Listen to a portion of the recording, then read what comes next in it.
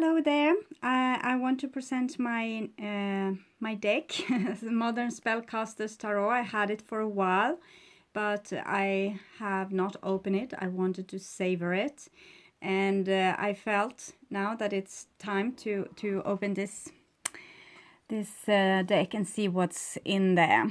So, doing a quick review, so you will get to know this deck.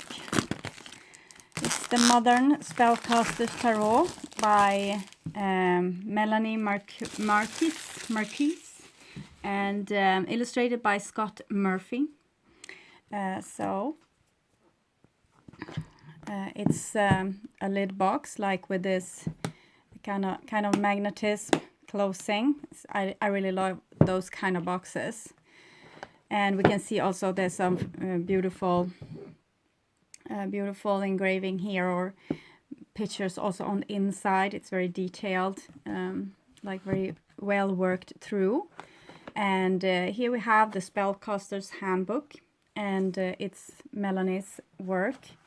And you can see here that there's pictures of the cards, and that is really like the way I want it, because if you don't have the pictures, you need to have the tarot deck with you when you're going to go through the this book. But it's much better to only have the pictures in the book. So I will look forward to checking out this book more deeply. Always when I get a new tarot deck, I use it to interpret my own dreams, and then I use the book. So that is also how I learn new knowledge for the cards.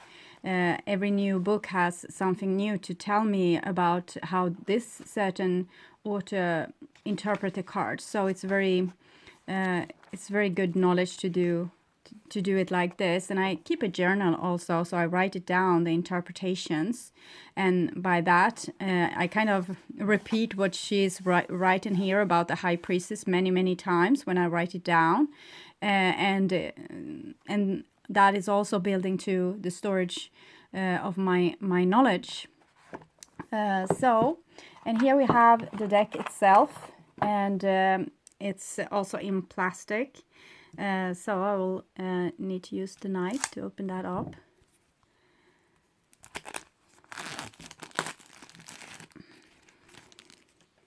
And here we have the Fool card. We can see this adventurous little person going on about his journey here. So it's very, I love the Fool card. It has a special meaning to me, because it's much like how I live my life also. I'm very curious about new things, and I'm seldom afraid to get myself into new things. So we can see also there's a snake here, and it's stretching for his backpack. So the snake is for healing, but it's also like destruction and change. And sometimes it's sneaky behavior, and it's stretching after the backpack. The backpack is his past. So it kind of face that there's something with his past that needs healing.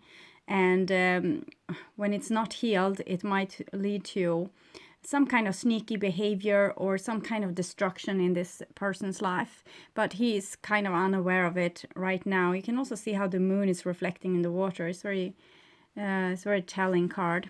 Here you have the Magician, and the snake is also in this picture, but it's a little bit like it's loose. It's shedding its skin here, and we can see the flash. This is the flash above the Magician's head. Also the 4 elements and the flowers here, and there's some old knowledge here, as it is with the Fool card. So it's like it's like this with what we have heard Graham Hancock saying about that the humanity has lost its consciousness, or it has lost its memory, it have amnesia. And actually it seems like Melanie Marquis is agreeing with Graham Hancock here with that there's some kind of amnesia, but the Magician is anyway tapping into the old knowledge that has been lost here. And oh, here we have the High Priestess, and she comes a little bit like this out-of-worldly creature. She's almost like a mineral figure here, almost like an alien, but also mineral. And there's a baby here as well. So I'm thinking this is showing her outer-worldly connections. And sometimes the High Priestess is pregnant, but here she has this baby being born. And there's a little bit like you don't know if she has any emotions for the baby or not. Here we have the Empress. The Empress is green, as is nature. Green is for unconditional love, everything that's gross. Sometimes it can be also jealousy or nausea, like not feeling really well. And we have the cow here, representing that she's from the cow people, like when we worship the goddess. And this is the goddess, the divine feminine, of course. And she has the arch here, showing that she always wants to make connection with people, and her heart-formed shield, like love is our protection. And she also has the Celtic cross here. It's almost looking like the Ankh from the Egyptian, and it's a symbol also for Venus. So it's about the uterus, about stargates, about the ability to be able to give life. Here we have the Emperor. He comes like much more luscious than we used to see him. We used to see the Divine Feminine very luscious, but the Emperor more square. And here he comes like more shamanistic and more luscious, also connecting to the cow people. So I think that's good. It's talking about this divine feminine and divine masculine returning to nature, and the shamanistic realm being in connection with their instinct and their intuition again. And here we have the High Priest, and as with the High Priestess, he has this very he more has this kind of thing that we usually see with the Emperor, where he's square. So it seems like the ordinary man is starting to return to nature and its true, like his true masculinity, while the High Priest society or religion might still be a little bit with the square, like it's about power, it's about control, it's about illumination through like a certain kind of knowledge, and not just the knowledge that you can get through your own divinity, but knowledge that's secretive and stored. And we can see he has the whip as well, and she is secretly hiding the moon. And here's like a devil's with the tail. So it's kind of talking about this with humans or whatever we are being a little bit slave to authority. And the High Priestess is also good things with this, but it's connected to the fives, all the fives, 5 of wands, 5 of coins. 5 of wands is competition. 5 of coins is being out in the cold. 5 of swords is being victory over others by stealing their energy. 5 of cups being disappointment and heartbreak. So it's a lot of things that's connected to this, and it's a little bit our human karma that we need to heal from. This with like being above and below, like being in authority and having power over others. That's really what's the use, okay? And here we have the Lovers. So we saw in this deck that the Empress and Emperor is very close to each other, and here they are connecting in holy bonds with each other, and they seem to be on a very equal level. The apple is also divided here, and I'm feeling that is a sign for trust and sharing. So this was a really amazing Lovers card. It's also the rainbow for a lot of hope. There's hope for humanity. And here we have the Chariot, going on new adventures, having an idea, wanting to sprout out and finds what's going on. And we can see this Chariot is like a little bit different to... Here's more only the Sagittarius energy. The Cancer energy might be this water lily that's in the Chariot. So maybe one is helping the other, or I like this, even though it will be hard for me to use my usual interpretation with this connection between like the black and the white pillar, what we saw with, for example, the High Priestess, the black with you and the white with you. The things that you like about yourself and the things that you don't like, they both are part of you. And here we have Strength card, and there's a lot of creatures here. They're going through this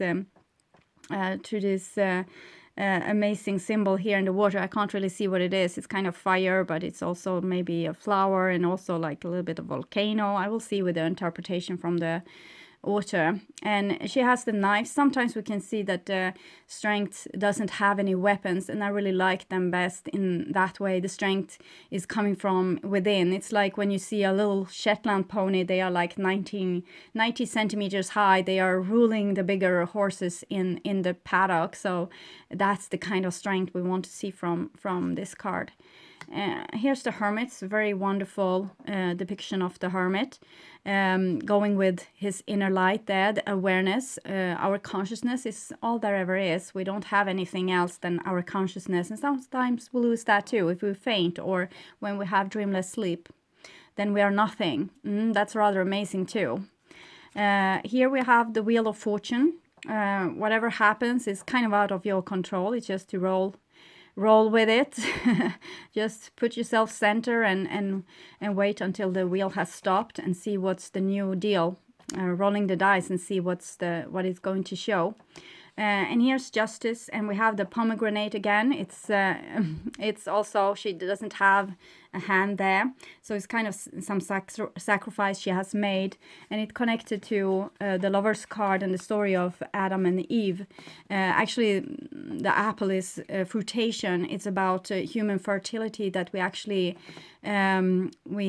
we had an evolution going on, and that's why we lost the grid to paradise and to our animalistic side, to the grid of earth, because we got this consciousness, awareness of our consciousness. So she here has awareness of her consciousness. And back to the pillars again, the white and the black, that we also saw with the High Priestess, this card being very well connected with the High Priestess. And it's talking about truth and honor and justice, and it's like seeing things above and wanting to see what's just for also everyone, not just for yourself, but what's the true justice. So if you are in a relationship, for example, you want to understand the other party as well. You want to see what's their truth and compare with your truth, and out of that make or even a bigger picture. You see here's a lot of skulls, and this person is carrying a knife. This one is making sowing the oats on the meadows. He wants to make a harvest. So this is someone investing, and this is someone destroying. So there's two parts of humanity, and sometimes you can feel like I'm building up, and the other one is tearing down. But both these energies is also within you. Here we have the Hangman, and this is actually I saw this also in the book you saw when I opened the book the first time. I have had a really scary encounter with this thing. I actually did meditation for a long time, and had like my mentor that I was supposed to have with me was looking like the Iron Maiden symbol, you know, this dried out skeleton with the white hair. And I was kind of, okay, that's my mentor, that's my higher self, fine. And the voice, like with the meditation, was saying that I should trust this entity, and it was like someone that should make me calm, and they really didn't make me especially calm. But as time went by, the creature had more and more features. It had longer and longer hair, and it gets some dirty red dress as well, and it was always silent. So I had this silent person with me that looked rather awful, but I kept cool with it. And one day I got into I almost lost my worldly connection, and I got into old memory, and I was this Iron maiden, but it was a woman kind of in her 40s, 50s with very, very, very long blonde hair and a beautiful dress with the actually Celtic symbol, not this Nordic symbols, but Celtic symbols. And she was kind of a high priestess, a druid. It was trees around her, and men and women were very equal. But then it came like the swords people landed on Earth, and the swords people landed on Earth, and they burnt everything. They burnt our meadows, they burnt our trees, our holy trees, and they also made like wooden pillars where the trees has been. There was only like cut off wooden pillars, and they put an Iron Maiden on each of those, and I was in one of those. And those Iron Maidens, it was like spikes in them, and I was all right with that, and I stayed inside that Iron Maiden for a very, very, very long time, because I thought that we had reached the heights, and I didn't want to start all over, like trying to get harmony back and connection back. But now I have learned that we needed to have this ignition from these swords people to learn to also be able to defend ourselves, and they needed to learn about love that we represented.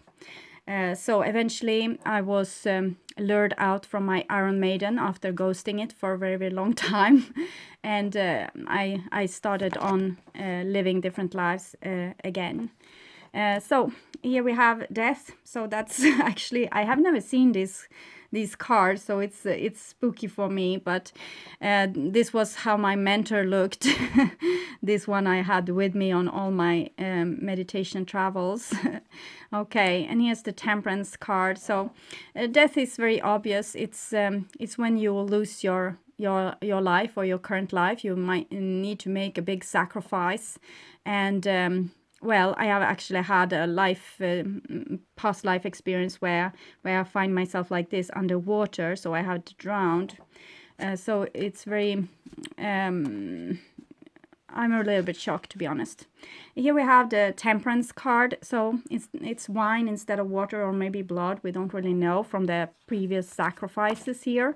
But getting new. It's maybe when I was called out from my Iron Maiden and asked to start living again, and asked to do the work again, and start to, what I have said with alchemists, you meet a new culture and you're supposed to rub off on each other until you are like this. So I guess I was lured maybe by the angels to deal with the swords people that came. They were Asian looking. I'm really in admiration for Asian people. I think they are really beautiful, but they have their sharpness with them. They have a very soft side and a very hard side.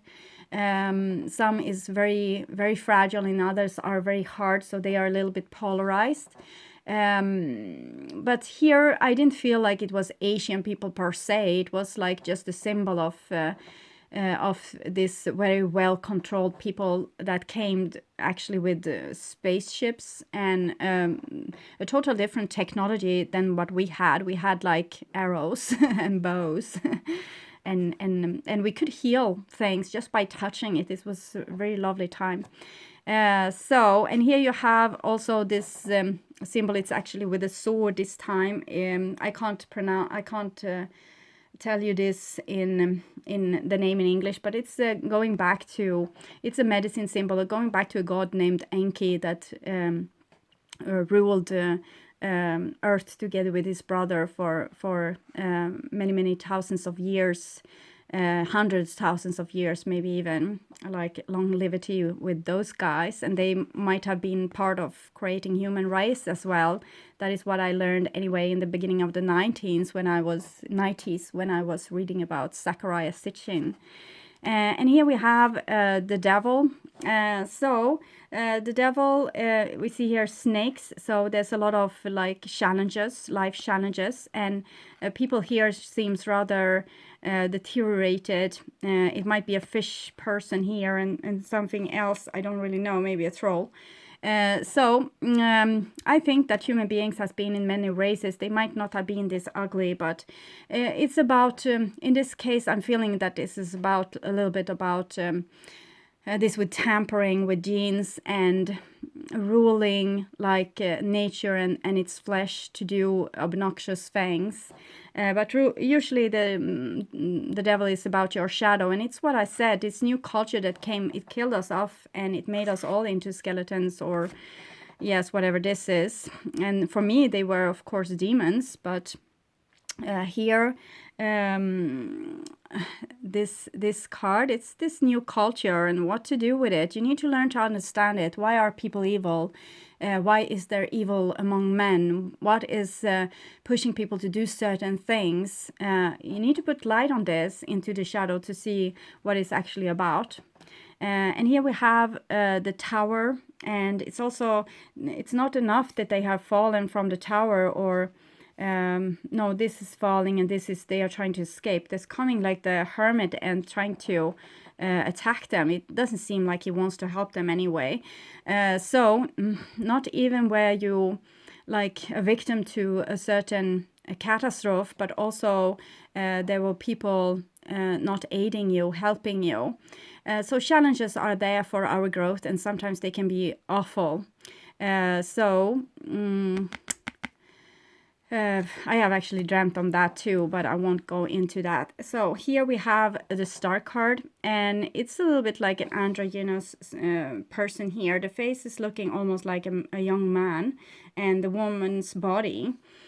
So that's connecting to the angels that might have been a little bit androgynous. and here we see this classical that the water sometimes is going into the cycle of life, and sometimes it's going straight back to the water. So some are quicker to connect again with the divine, and others are doing stuff that's kind of promoting life, but it might seem like a detour. Here you have the moon card. Oh, it's amazing to see this little, in Swedish it's tax, but I don't know what it is in English. And so it's a domesticated dog and a free wild wolf. That's the two aspects of the divine masculine. The domesticated part, and the tamed man and the wild man. So many men need to connect to their wild side, because now their wild side is kind of in the shadow, and that is making it act like very very dangerous. When you don't know when you try to pretend like you don't have a shadow, there's nothing wrong with you. Well, everything is wrong with you, because you don't know about your shadow, and it will act unattended. And we can also see like kind of the face on the moon here, but it's a little bit distorted. It almost looks like the screen painting. And here we have the Cancer symbol. It has this ankh cross, so the divine feminine.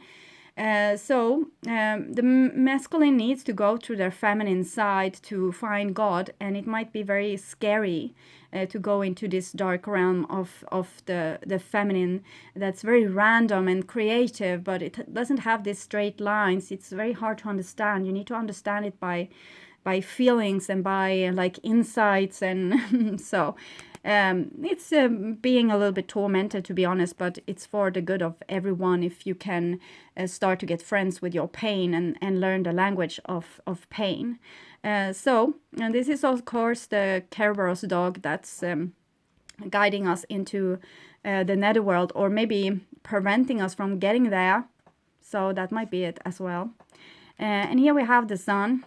So the sun shines on everything, but the sun can't shine on exactly everything, because it makes shadows as well. So even if you have the most clearest consciousness, like being really awake, if there are obstacles in the way, you will still have small shadows that you...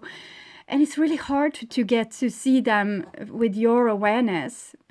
So you kind of need to have other people in your life to show you your shadows. And don't be afraid of them. They have wonderful, wonderful keys to who you are. So it's hard work. Someone's got to do it. It's almost like a flash there on the boat. That's connected to a lot what I have learned with the Two of Pentacles. Like sometimes in the Tower, sometimes the divine is doing something that's kind of wreck your plans and make you hang in limbo, but still you're supposed to try to do the best of that situation. And here you see this is someone making this wonderful thread. There's a lot of symbolism with this. It's the life thread, of course.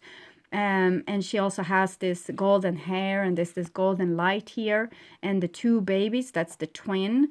So sometimes you can see the Gemini very, very obvious in the sun cards, on the Rider-Waite, for example. But usually the sun is connected to Leo, but here I see it's more connected to Gemini, and it's a very clear mind that the Gemini has, but it has this clear mind, so sometimes it forgets that it too has shadows, and therefore the shadow of the really smart people can become like the most awful ones, because they think that they are the sun and that they see everything, but they don't see their own shadow. That's the same with you, same with me, same with everyone. So it's not only Gemini, it's just a part of us. We are all a part of each other. So here we have Judgment, and it's someone holding a tool there. I don't really know if it's like a paintbrush or a screwdriver. I really don't want to know, I think. And these people are being cooked, but and it's kind of trial by fire. Eventually you will wake up because of this, but I don't know what the screwdriver is doing. I need to learn this with those cards. Here's the Druid trees. Well, it actually looks a little bit what happened in the dream, or not a dream, it wasn't a dream, it was actually I was going down in meditation and then I got all those things, but it feels like a dream because it's stuck in my memory like a dream, or like a memory from, you know, ancient past. It's really old. So going through the Judgment is the last before the end of the world here. So here you really need to it's going to really rough stuff where you really need to see what's what. So it's trial by fire, and someone says in a song, just because it burns doesn't mean you're going to die. And here we have the 21 world card, so that's kind of when you return to becoming everything again. So when you got this card, it's a really good sign. It's telling you that you are walking on the highest path towards your highest destiny. So we can see that during this trip from the Fool and through all those cards, we are kind of dying twice, with the Death card and also with Judgment, and then we're free, at least for now. So it's like we need to die before we die. We need to die also in our life. We need to kind of give up control and giving up. First we are being very, very young, and we are becoming older and older too, until we reach our peak, and then we are kind of going downwards again. That's when we need to kind of die before we die. It's a part of this, not only being like an accelerating shooting star, but actually falling down like a not a comet, but a meteorite on Earth. So we all have these different phases, and it's all there for our growth. It's not there to just torment us. So beautiful Ace of Cups, even though the fish looks like they are half dead, or at least tormented in some way. But it's this frequency with the Ace of Cups. When you get feelings like this, it's out of worldly, so it's almost like angels talking to you. The vibration of feelings can be very painful, but if you learn to know your feelings, a new world will open up for you. And here we have the Two of Cups, and the Two of Cups shows this with two worlds emerging. It's of course same-sex relationship here, so it's not really two worlds, but at least they are from different parts of the world, one being black and white, or more pink and brown, to be honest. But it's showing this, how those two cultures, kind of maybe the swords people and the people that was already there, even though I was blonde in my memory, I think this has happened so many times, okay? And they were here first, so, and Africa is a place where it has almost like we have been born again and again and again. Every time the world kind of goes under, life is coming back from Africa. It has been so for very many millions of years. And and we can see some of the fishes here looks very ancient. It's like from the picture of book of natural science, these trilobites and things. And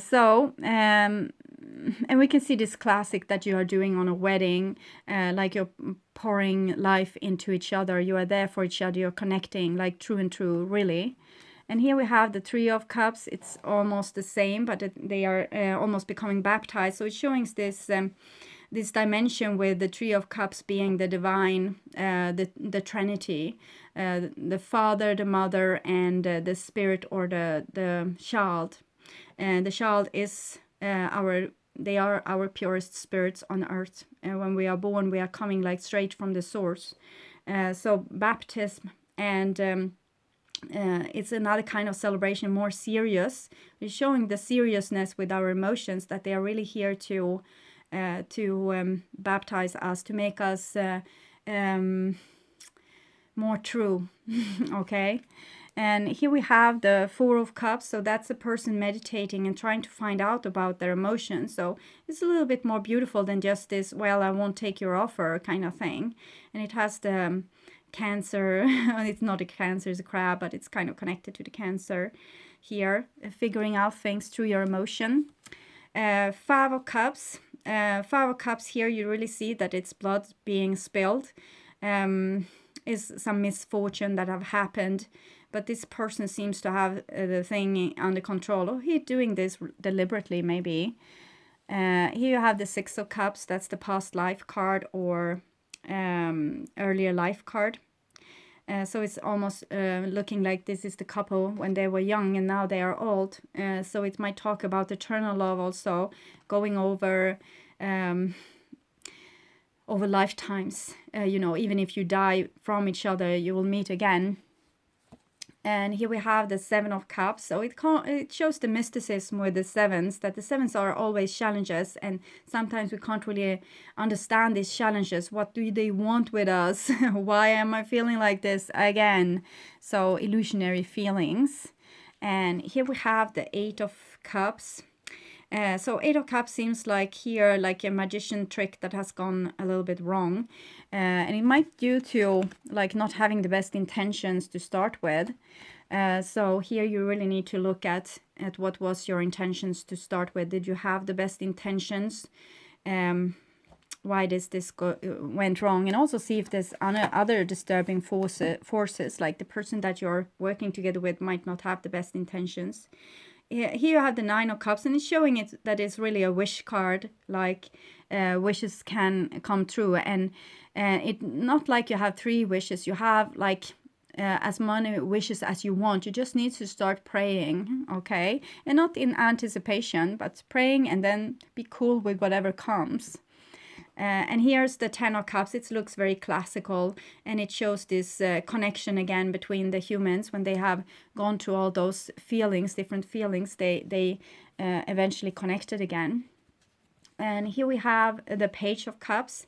So here the Page of Cups is not that little fragile flower that we are used to see, but more someone that might be a little bit reckless with their feelings, or other people's feelings for that matter.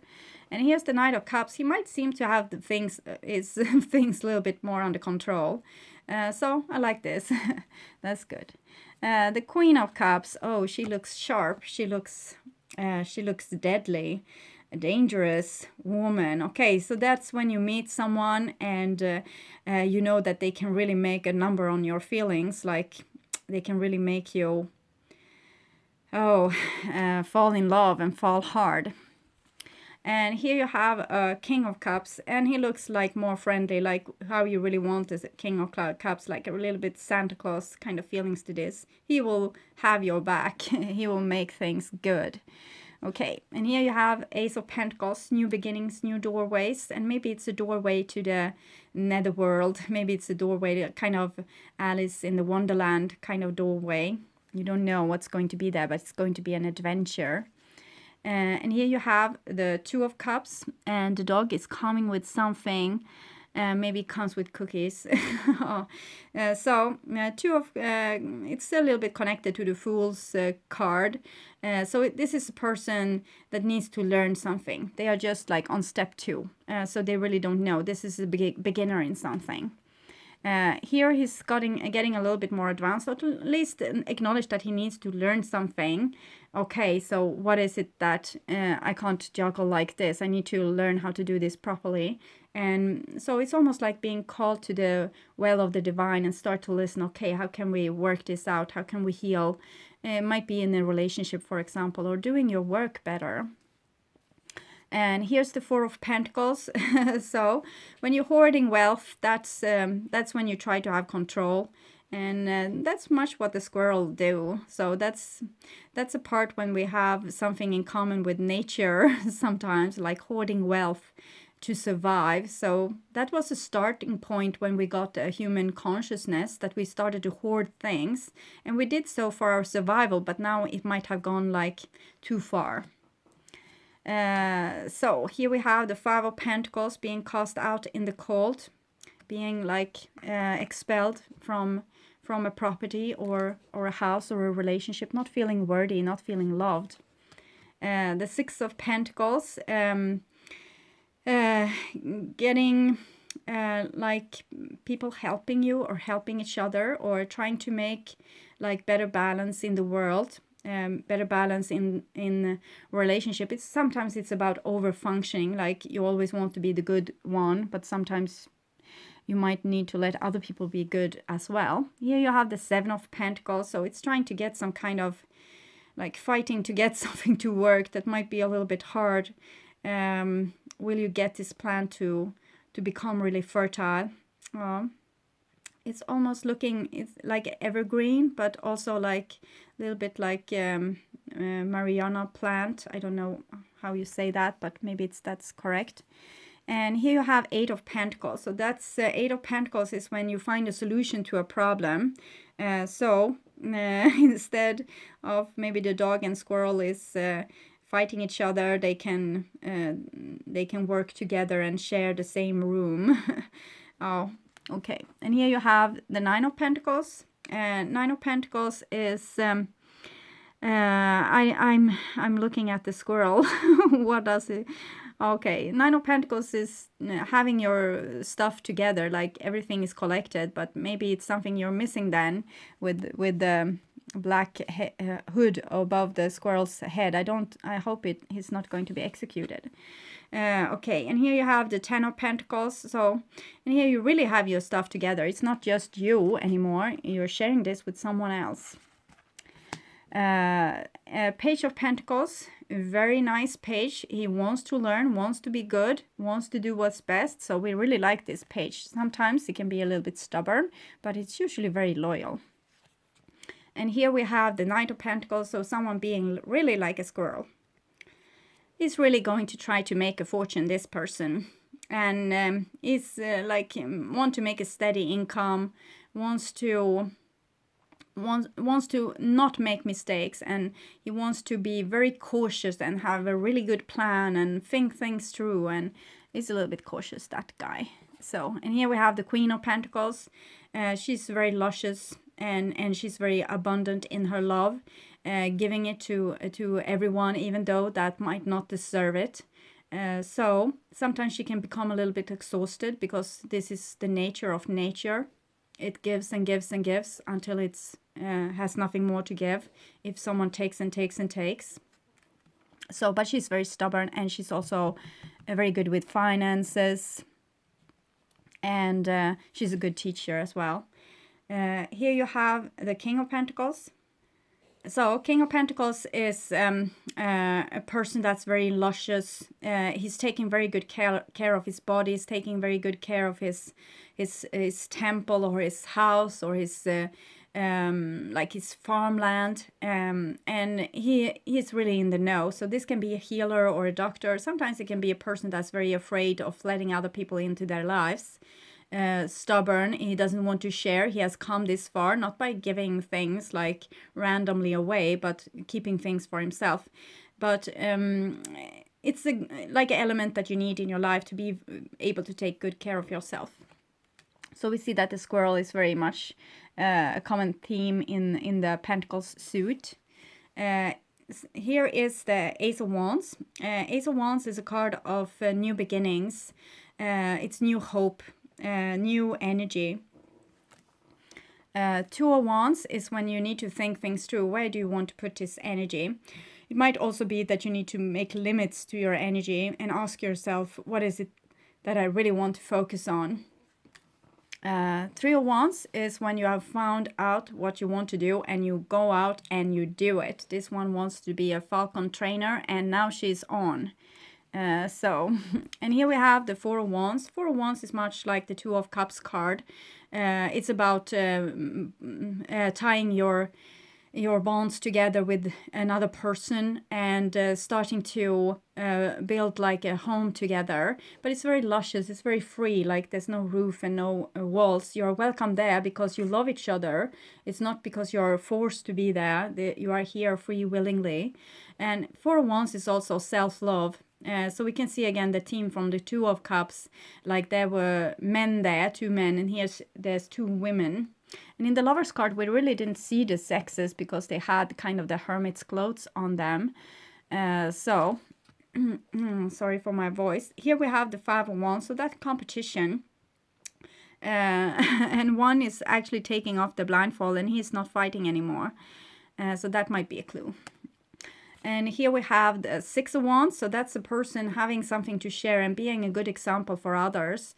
So it can either be this or a person trying to convince others that they are having like a greater vision that they can share. Sometimes people are being a little bit blown up with their ego, but sometimes they really have something to... it's like being a good example, like what I said. And here's Seven of Wands. Seven of Wands, he seems to have an idea of something, maybe how to build something or to fix something. And he has that energy of, I can fix everything. So that's good. And here you have the Eight of Wands. Eight of Wands is a card about text messages or hasty messages, important messages. It can also be like falling in love, like really quickly. Or a message of love. And here might be how that message is being received by someone that doesn't trust you at all. Nine of Wands, don't come hither with your messages. So Nine of Wands is a person that has been through a lot of wars and they are becoming a little edgy because of that. So they can sometimes start a war just by their attitude. When you are very fearful, you might create what you actually fear. So Ten of Wands. Ten of Wands is a person that has taking on a little bit too much, and they might be like overwhelmed, or there might be a lot of adrenaline, so they thinking of either fight or flee. Either they keep on trying, or they give it up and they run away. So it might be when you have so much to say but not being able to say anything. And also the lazy person, he carries like a burden until his death. So he tries to take on too much at one time instead of running many times, as that not so lazy person that will run themselves to death instead. So that's the Swedish saying. So it's, yes, I don't know if you have it in English. Maybe it's sounding better if someone has figured it out how it should be said. So here you have the Page of Wands. Page of Wands can sometimes be a little bit of a reckless energy, but here he seems to have his stuff together and that he's really listening to the spirits and coming with this new energy of the Ace of Wands as well. Nine of Wands, he seems a little bit more serious, a little bit more protected. He's usually like a very spiritual creature here, like usually, but here he seems like a little bit overprotected, to be honest. Maybe he's just thinking about himself, this one. And here we have the Queen of Wands.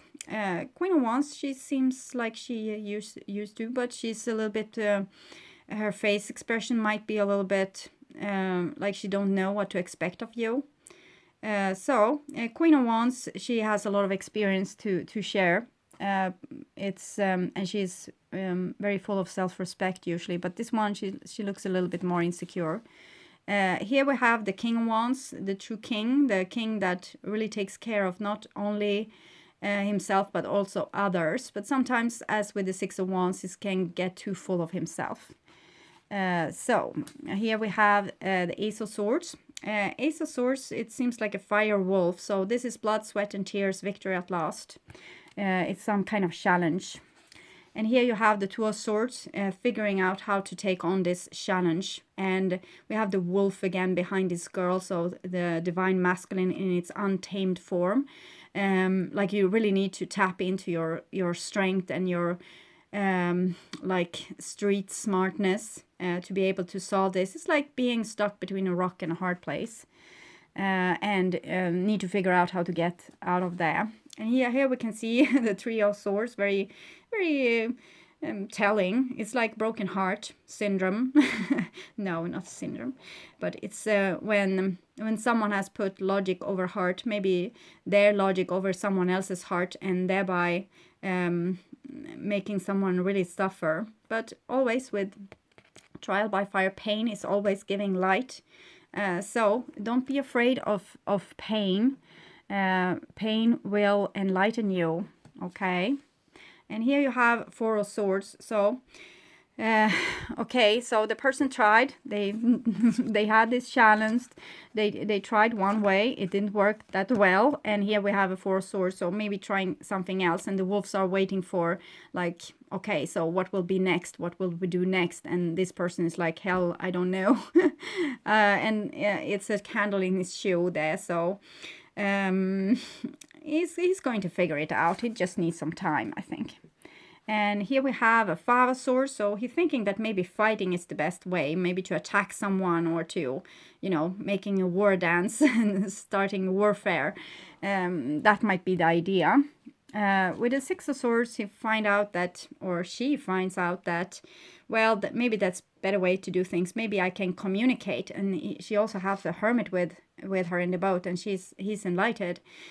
So there's better, more enlightened way to do things. You don't have to cause trouble. Maybe you can tell what's in your heart inside that box. Maybe you can tell that, okay, that hurts. Maybe you can tell what you really mean, like from the bottom of your heart. Seven of Swords is again this energy of, well, I will try with this stealing or conquering stuff anyway. That stupid spiritual shit doesn't seem like it's working.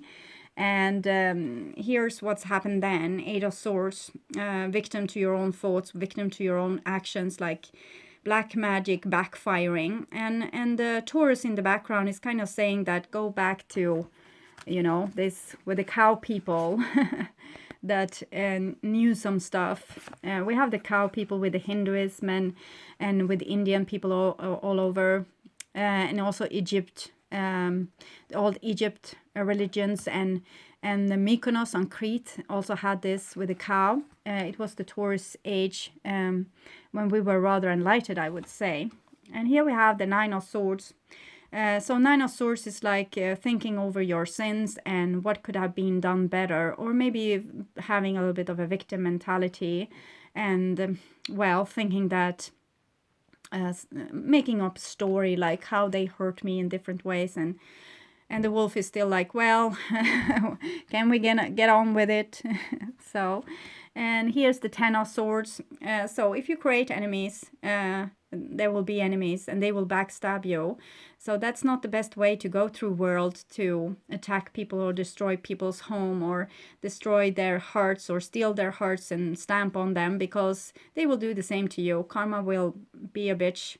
So the Ten of Swords is maybe going full circle and learning what works when it comes to these big challenges of life, and big challenges maybe of communicating also with other people. And here we have the Page of Swords. So having a too big of swords, taking on the big boy's pants maybe on a very young age. But anyway, they have some truth, and it's really big truth. And well, they are probably going to tell you. because it's building up here, you know, they want to communicate. And here they come, and with the armor that's typical for the warrior knights, like Knight of Wands and Knight of Swords. We want them to become like more honorable, not being so protective of themselves, but actually also wants to protect others. But well, we are not really there yet. The time will come, I guess. The white bull is almost anyway there. The white bull is a very significant symbol of purity with the masculinity, like a little bit of like the Jesus quality. And here we have the Queen of Swords. So she has her stuff together, and she's working together with this bull to find out what's the best thing to do. So she has her compassion, and still she's able to protect herself. So the unifying of the best of the two worlds, like the warrior world and the more pragmat, feminine goddess inner world. So it kind of shows the light that the Swords people really have a very sharp consciousness. It's just that they might have used it to get advantage over people that's not so advanced. And here we can see that there's a way to combine the kind of shamanistic religions with a high consciousness, and that might be the answer for all humanity. And here we have the King of Swords, still with the big sword. The Queen of Swords, anyway, she has something that's like a little bit more adjust to her size. But so the King of Swords might, he's looking a little bit suspicious. He might have a little bit like judgmental qualities here. He might judge you, might have too much memories of bitter battles, and that might make him a little bit over controlled.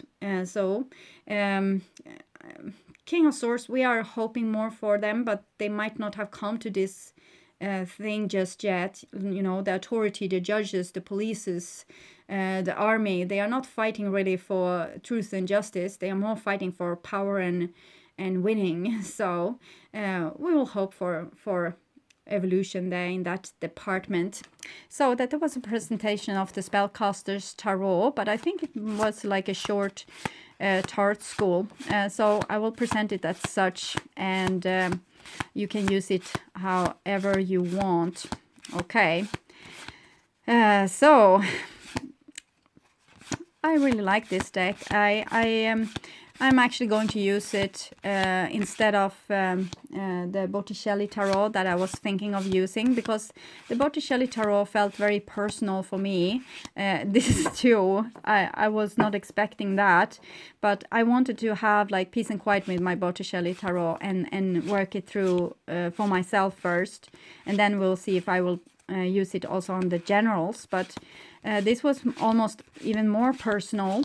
But I feel that this is something that I really can share with you guys, and it's really this story, like why we are here, what kind of wheel we are currently as a human species, what we are doing. We are trying to get like all the different cultures together in unity. Instead of fighting each other and trying to win over one another. So I think this deck will be perfect to help us a little bit on that way. Okay, so thank you so much for watching, and I'm going to start with the generals tomorrow. Also look at the back side. It's the same as we're in the inside of this. Okay, so I hope this was of good use, and take really good care. Bye-bye.